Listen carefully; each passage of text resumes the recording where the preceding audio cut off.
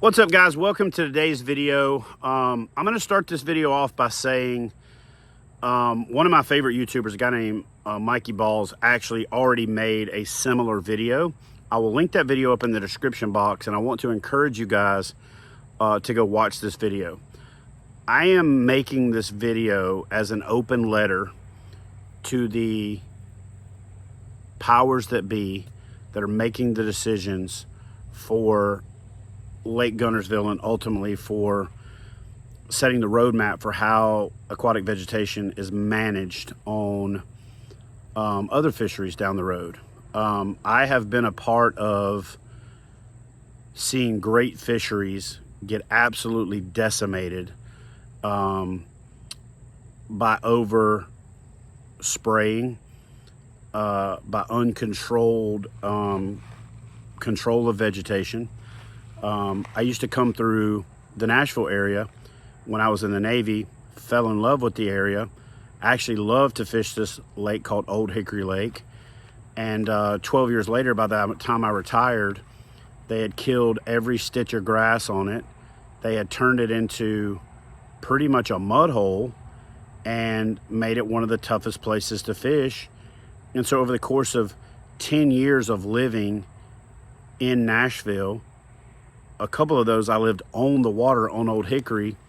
I probably fished Old Hickory Lake less than 50 times total in 10 years when I average over 250 days a year fishing, if that tells you something. But I moved to North Alabama for all that North Alabama has to offer. The natural beauty, the diversity, camping, hiking, waterfalls, all that. You know, I chose Huntsville because it's centrally located to all of my favorite places. Two of my favorite cities in North Alabama are Gunnersville and Decatur. And then one of my other favorite cities is Coleman. And so what's cool about where I live is I'm like literally centrally located for the most part, or as centrally located as I can be between them all. And I live on the Tennessee River. The Tennessee River is like 200 yards that way. My business is on the Tennessee River. So I'm a stakeholder. I moved my entire life here. I've rebuilt my life here since the unfortunate circumstances that have been very well published and most of you guys know about. But I love it here, and I'm dug in like a tick. I don't feel the yearning to be gone all the time like I used to when I lived on Old Hickory Lake. And I know a lot of that had to do with the fact that I always wanted to go somewhere else because I wasn't happy where I was at. Well, now I'm happy where I'm at. I freaking love it here. I have been in love with the backwaters of all of these lakes since I moved here, or since I was coming through here, crisscrossing the country in the Navy even before that. So 20 years or more fishing Gunnersville and Wheeler. And I've found out a lot more about these other, places since I've got here that are little gold mines that, we talk about in a lot of the videos and things like that. And it's part of my job as part of my relationship with North Alabama and the Huntsville Chamber of Commerce, and is to promote coming to this area to fish.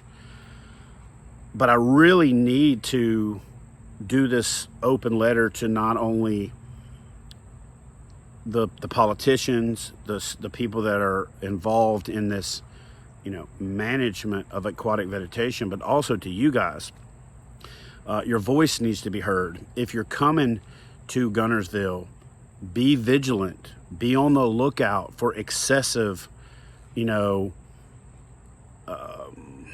overspraying.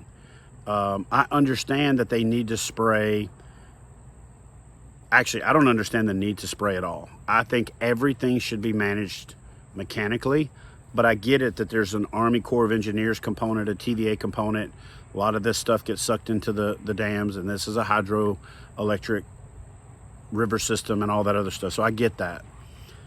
But I think hydro harvesting should be the first line of defense, and spraying should be like a absolute last resort. Well, I can tell you just over the last month and a half, 2 months of keeping my finger on the pulse, of being on the water, I think we're already approaching dangerous levels of overspraying, and I fear that we're just getting started.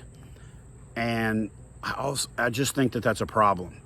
And I think that again, I'm going to send this link to everybody that I know in Gunnersville, Scottsboro, Stevenson, to say, man, Gunnersville is better than it's ever been. The backwaters are so clear that you feel like you're in the Caribbean a lot of times. The year groups of stacked up healthy fish is better than it's ever been. Those 2 pound, 3 pound, 4 pound, 5 pound, like the recruitment in this fishery right now is unbelievable. The forage base is unbelievable. And one of the things that happens when you basically pull back on too much of that aquatic vegetation is you get rid of the cover for the brim to hide in. You get rid of the cover for the young of the year bait to hide in. You get rid of a lot of the cover for the crawfish to escape, an all-out onslaught by everything in the fishery trying to kill them. And so I just want to basically beseech you guys as leaders in these communities to be vigilant, to keep your finger on the pulse. Again, I want you to go watch Mikey Balzz video. I don't want to get into as much of the stuff talking about the spraying as he did, but I do think that this spraying has to be very, very, very closely monitored. It should have been the last resort. And so if they said they got down to the last resort to do it, okay, fine. Now let's draw a line in the sand and say, now we're going to manage it without spraying anymore so that it doesn't become the last resort again, because otherwise we're going to kill this fishery that is at what I consider its peak. It's why I moved here. It's amazing. It's unbelievable,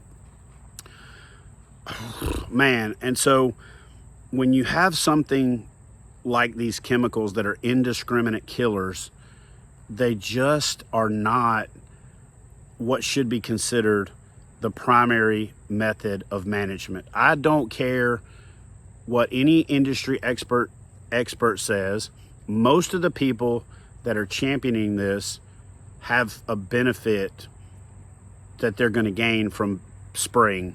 They have a financial benefit from getting the contract to do it. And so they're going to naturally say, oh, we really need to do more. And I understand that homeowners are stakeholders and they want to not have so much grass around their dock. But you built your dock in a grassy lake, okay? That's like building your house on a highway and then complaining about the noise, or building your house on final approach of an airport and then calling the airport up and complaining that the planes landing are too loud. Like, you built your house on a lake that's full of grass. There's grass around the other dock when you built your house. So to a certain extent, I understand the need to manage it, cut some boat trails, do some of that other stuff. But there shouldn't be a deal where so much spraying is done that they come in and kill all the grass so that you've got a clear area around your dock completely. So, because here's what's going to happen. What you don't realize is if you kill enough of that grass, you're not going to have a clear water around your dock. You're going to have a mud hole. There's so many places where this has already been done, and the writing is on the wall for what these mistakes look like. If they say those who don't know history are doomed to repeat it.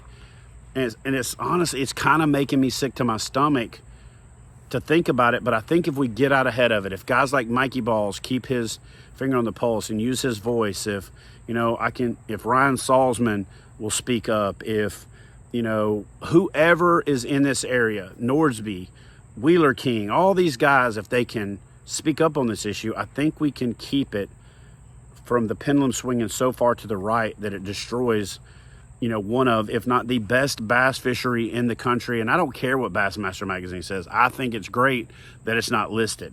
But for those of us that are in the know, it is an absolute gold mine. It is a tourism windfall. It is an economic engine. And for me as a kayak angler, especially, the ability to get back into the places where I've got it to myself is unparalleled anywhere else in the country. And I'm already seeing grass that's dying and being sprayed back in those areas where a boat was never going to go. So look, you guys need to rein in the amount of spraying. You need to be checking the wind and weather and all that to stop the propagation of this stuff having a bigger impact than it's already going to have. And so again, I don't want to beat the dead horse. I don't want to just keep on rambling. I do want to say this. I plan on keeping you guys up to speed on this fishery.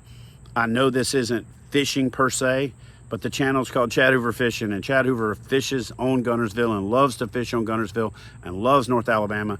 So you better believe that I'm going to be all over this like the tick on a dog's hind leg to keep vigilant about raising awareness if it looks like it's getting out of control or it looks like it's not being managed. And I want you guys to be on the lookout for that as well. And let's keep the pressure in the right places so that this doesn't get overdone. So I'd love to hear y'all's thoughts on the matter, whether you're in North Alabama, you come here to visit, you've never been here but want to. And like I said from the beginning, go over and check out Mikey Balz's video. I'll link it up in the description box.